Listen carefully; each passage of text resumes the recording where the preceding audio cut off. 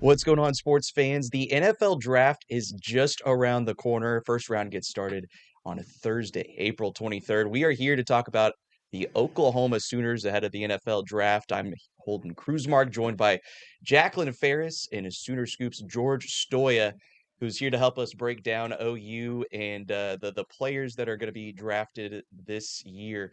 We may see the most players drafted of the Brent Venables era. I don't know what you feel about that with George. We've got five was his first year. I think they had five players drafted.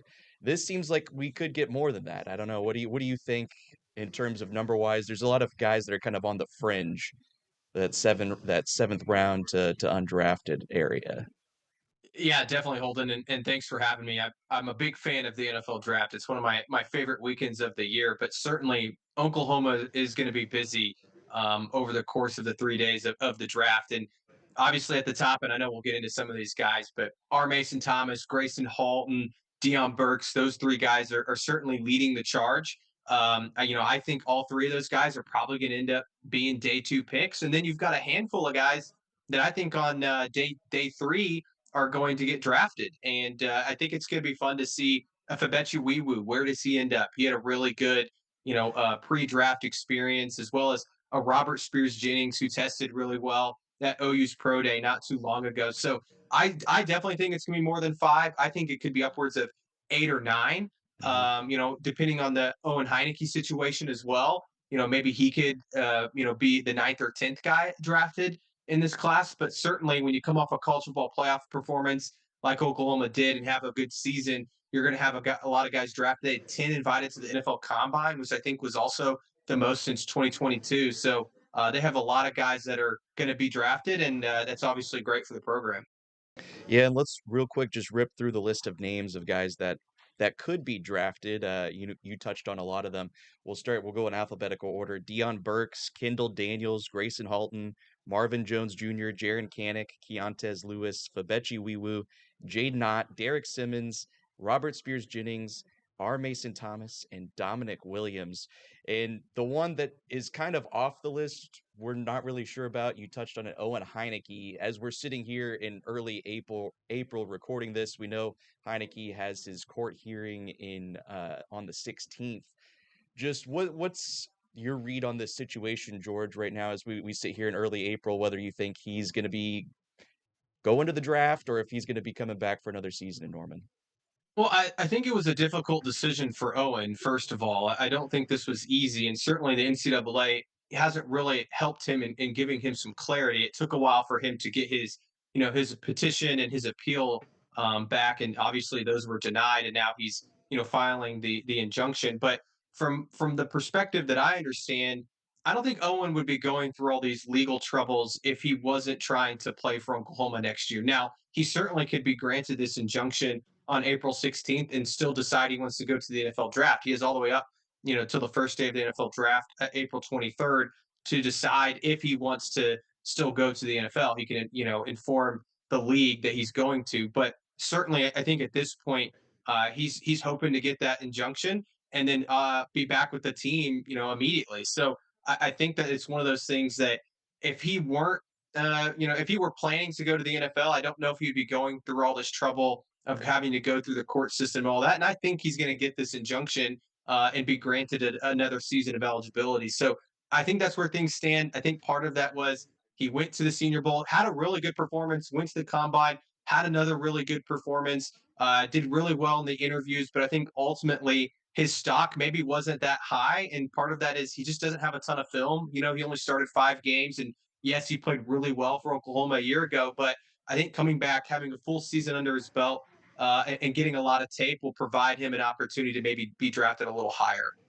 Yeah. Do you think he could possibly find himself drafted, or do you think he would be an undrafted guy that kind of latches on to one of these teams?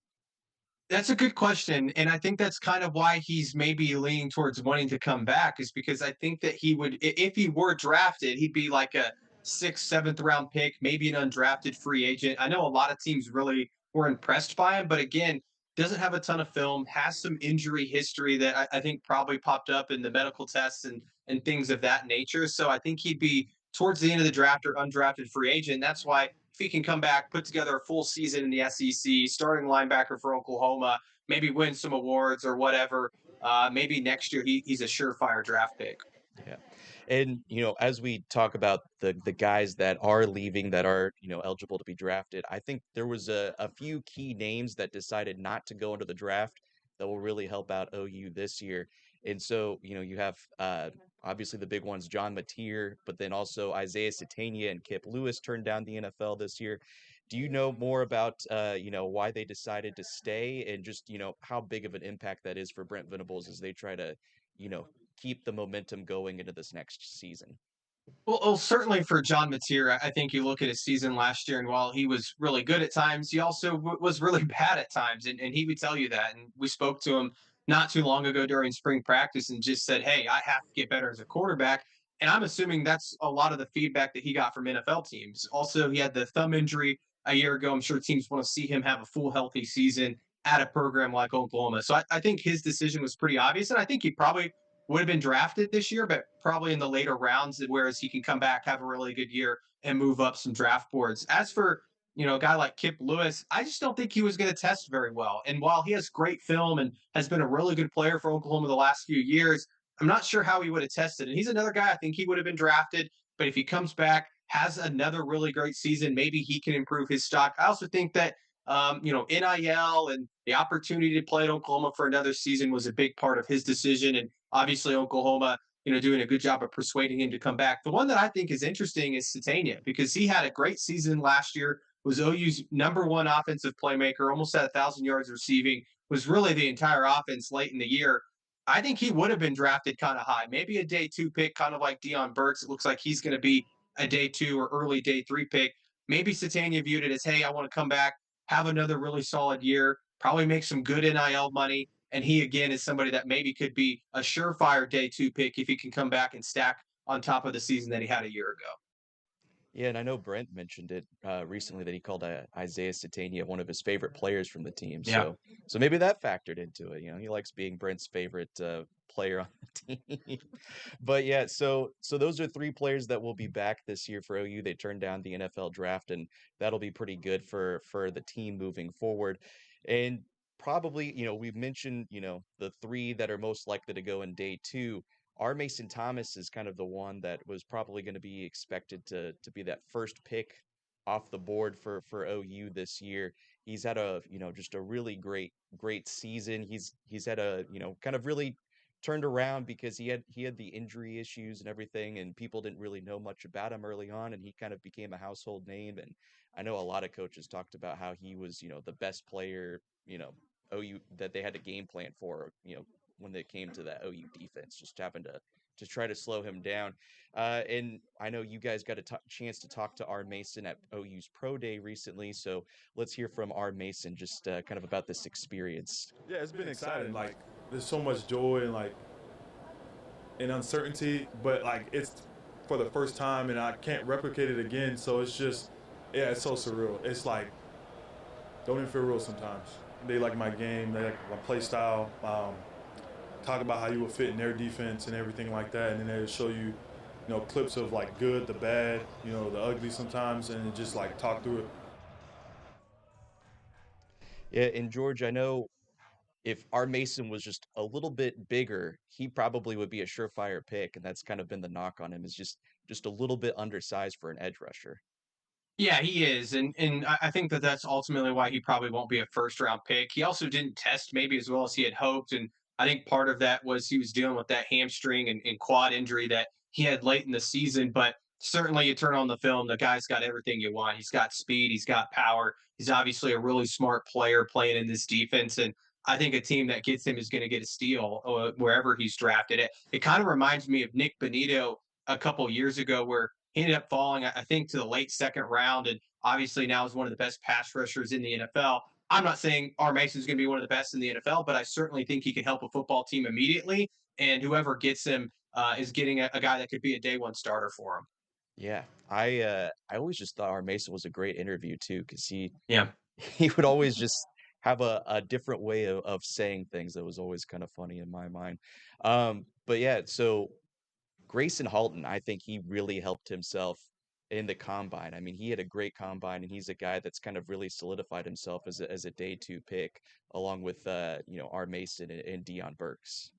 Yeah, Grayson Holden, he's a guy, Holden, that I think, I knew he would get drafted, but to end up where he is now, where people are talking about him as one of the best defensive tackles in this entire draft class, speaks volumes to how good he was this past year for Oklahoma. And arguably, as good as R. Mason was, Grayson Holden was maybe consistently their best defensive player a year ago. And I think teams are seeing that. I think they saw it down at the Senior Bowl in Mobile, Alabama. He was really, really good there. He's one of the MVPs of the Senior Bowl, and then he turned around and put together a really strong combine performance. And the thing about Grayson is he's not the biggest guy, but his pass rush skills at that position and the interior is just rare. That is just not something that you see from guys that big. And like I said, he's not going to come in and be 330 pounds and a nose tackle for you, but he can play some three tech, and he's a guy that, again, like I said with R. Mason, possibly a day one starter for an NFL team. So I wouldn't even be shocked. I think R. Mason's going to go first of all the Oklahoma guys.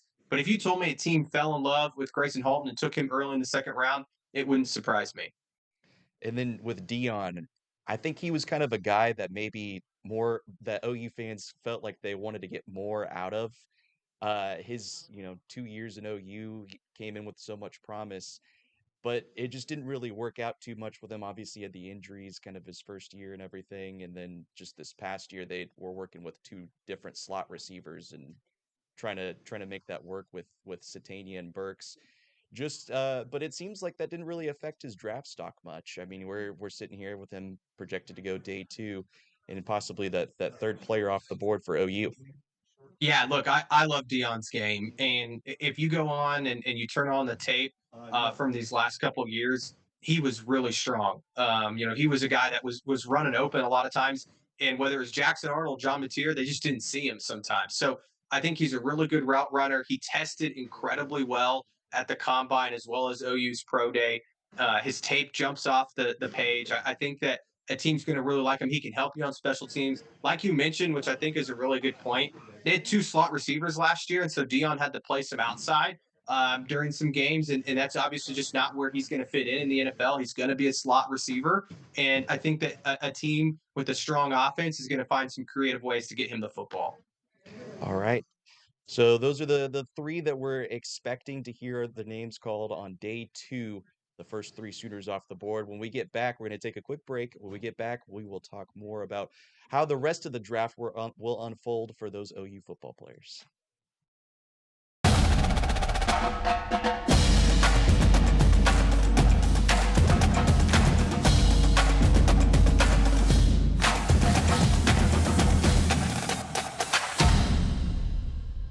All right, welcome back to the show. We touched on the OU football players that are going to be drafted early on in the draft. So let's get a little bit more into those guys who could kind of be middle round, late flyers. Who do you think? We talked about R. Mason Thomas and Grayson Halton and Dion Burks kind of being that first trio. Who do you think will be the next OU player that gets drafted? Will it be a Fabechi Wiwu or a Kendall Daniels who's just kind of a physical specimen, and then what about Jade Knott, and what could possibly be in the cards for a guy like that? Yeah, you're really stirring the pot there with the Jay Knott question, Holden, with the OU fans. But certainly, I think you mentioned the first two guys, Fabechi Wiwu and Kendall Daniels. I would have to think it's going to be one of those guys. And, I think a few weeks ago, I would have definitely told you it was going to be Kendall Daniels. But Kendall Daniels did not test well. Surprisingly, he did not have a great pro day. He didn't test at the combine. Now, I think he crushed it in interviews. You turn on his tape and it's really strong. This last year at Oklahoma wasn't, he didn't have great tape at OSU his last year there in Stillwater, but I do think a team will fall in love with him and say, hey, we could use a guy like this who could play linebacker. He could play edge really if he wanted him to, stand up edge. He could drop back and cover some guys too in a safety type position. So I think it's going to take the right fit and right defensive scheme for a team. But my guess is Kendall Daniels will be the next guy off the board just because he is a special type of player in terms of his physical build. But then Fabechi Wiwu, too, I think he's done a really good job in the pre draft process. You know, he went out to the East West Shrine Bowl and had a really good time there. I thought he tested pretty well at the combine as well as OU Pro Day. And he's a guy, I think the biggest thing for him, Holden, he can play multiple positions. We saw him play center the last 2 games for Oklahoma this last year and played well. And that's really valuable to teams. A guy that can play any position on the offensive line, really on the interior for Fabechi. I think a team is going to really get a good player in him and obviously a smart guy, a leader on this football team a year ago. So I certainly expect Fabechi to maybe go off the board there early on day 3. Yeah, you see a lot where NFL teams go into the season with maybe 8 or 9 offensive linemen, and they have a few swing guys. So a guy like Fabechi would provide a lot of value kind of in those middle rounds, just someone that you can plug in and play multiple positions. Kendall, I thought he really kind of struggled that last. You touched on his OSU tape that last year. I think he was just kind of the switch into the 3-3-5 scheme. He moved from safety to linebacker, and it was good to see him kind of bounce back at OU this past season and kind of get himself back in on draft radars and stuff. But there's just not very many guys that have that kind of size and athletic ability. He's just built different, and it's pretty crazy whenever you see him up close and personal. You're like, man, this guy played safety his first 2 years of football. So that's always the crazy part about Kendall Daniels. And I mentioned it with Jade Knott is, I mean, like you said, it's stirring the pot with OU fans bringing him up. But I mean, the guy was really good at Cal. And he went to OU, he kind of disappeared. And it's interesting because he went to the Senior Bowl and he did some good things. And, will he end up on a team will he end up on a team? I think yes. Will he end up drafted? I don't know. That's kind of the gray area for me. Yeah, and I think it'll come down to what did he say in his interviews? He's met with I think a few teams, and I know teams will be interested in him. He tested extremely well at OU Pro Day. Like you look at his numbers, and they would have been atop the group of running backs at the combine. And we all knew he's a great athlete, but I think a lot of people are gonna be like, "What the heck happened that last year at Oklahoma?" And even his last year at Cal, he was hurt most of the season, didn't have the numbers that he did a couple of years ago. But when he's been healthy, this is a guy that's electric. I mean, one of the best running backs in college football. We heard OU GM Jim Nagy say that when they first got him. So I wouldn't be shocked at all if a team took a risk and took him in the 6th or 7th round. But I also think Holden, running back is such an interesting position in the NFL where you can go out and find running backs just about anywhere. So I wouldn't be shocked if he goes undrafted and a team goes, hey, we'll just go pick him up and give him a shot in training camp, after the draft. So I kind of lean towards he's not going to get drafted just because he's a little bit of a risk. He's had some injury history. And then obviously just kind of the question marks of what the heck happened. And I'm sure he gives them one side of the story. Oklahoma gives them the other side of the story. And so I think that's gonna leave a lot of teams maybe staying away from in the NFL draft and waiting to pick him up in free agency. Yeah, and one of the things I'll give Jaden credit for too is he worked at OU's Pro Day and he actually talked with reporters after it, just something that he didn't have to do because obviously he knew a lot of the questions would be, "Hey man, what the heck happened to you this year? You didn't end up playing basically at all." And so, you guys obviously talked to him and let's hear what Jaden Knott had to say about kind of this past year about at OU. Yeah, I think my conversations with scouts have been limited, to be honest. After the Senior Bowl, I got a little bit of buzz and from the coaches that were there coaching me, but yeah, it's been limited. Could you just take us through what this last year was like for you, Oklahoma? Yeah, it was difficult, man. Being a competitor, I want to be on the field, but I think that I took a lot from it, a lot of learning lessons, and it might be like that in the league one year where I have to make practice squad or be on practice squad and still be able to contribute to the team and not come in the building and be in bad spirits. So it was a learning lesson. Jaden, what was the disconnect maybe that led to that? Yeah, there was just a couple of injuries, a little shoulder sprain in the fall camp, kind of was dealing with it a little bit into the season. But, other guys, our other running backs were doing very well. And so it didn't really make sense to take them off the field. And so I just came in to practice every day and did my job and was ready just in case my name got called. Still just one of the weirdest things I can think of in recent OU football history, just getting him in there and not playing him basically at all. And it wasn't like OU's run game was lighting it up per se. So, But I do Yeah. appreciate Yeah. the sportsmanship of him saying he was always going to be ready should they need him. Yeah, and guys, I would also say like he talked too about how he was healthy, and that's where it's like, why wasn't he playing? And I'm sure that teams have called DeMarco Murray, who's now with the Kansas City Chiefs, and kind of what was going on there. But it's just one of those things, like you said, Holden, one of the more bewildering things that's happened in OU football since I've been covering the team, and maybe someday we'll get a Jaden Ott book and figure out what the heck happened. Yeah. And then, as some of the fringe guys that we're looking at for the draft, one of the interesting ones is obviously Jaron Kanik, who switched from linebacker to tight end, but also Robert Spears Jennings, who tested really well and maybe has kind of worked himself into being one of these late round picks.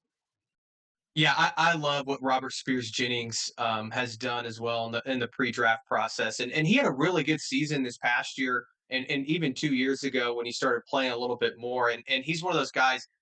When you look at guys that are getting taken later in the draft, it's can they play some special teams for you? That's how they're going to make the 53-man roster. Robert's probably not a guy that's going to come in and be a starter for a team next year in the secondary, but certainly somebody that you can say, hey, we trust him to be a backup. We trust him to run down on kickoff return, punt, all of those things. And Robert's that guy. And like you said, he tested better than I thought he would. He had one of the better 40 times of all the safeties at the combine, and that obviously is going to jump off the charts. And then I think he's really good in coverage. He's not afraid to hit you, very physical, and has played in a very complex defense. So certainly, I like where Robert's at in this draft heading into it. And then Jaron Kanik, he's the wild card. I think a team's going to end up taking him just because I think that if he can find the right offensive scheme, the right offensive system, it has to be a unique team, right? I kind of mentioned about Kendall Daniels and where he fits as a linebacker. I think the same could be said even to a larger extent with Jaron Kanik. Like, it's not going to just be anybody that takes Kanik. It's going to be a team that's creative, maybe like a Kansas City Chiefs or a Denver Broncos with Sean Payton, a team that can use him in all various types of ways. And maybe that's slot receiver. Maybe that's fullback. I don't think he's an inline tight end. I think he's more of a halfback type of player. But I do think a team late in this draft might end up taking Jaron Kanik and kind of use them as their Swiss Army knife on offense. Yeah, and in particular to the special teams note, Kanik would be a good guy on Yeah. special teams because he's played defense. He can tackle and everything like that. So, all right, we have talked a little bit more about some of those mid to late round guys, and when we get back, we'll wrap up this little NFL draft preview with the Oklahoma Sooners.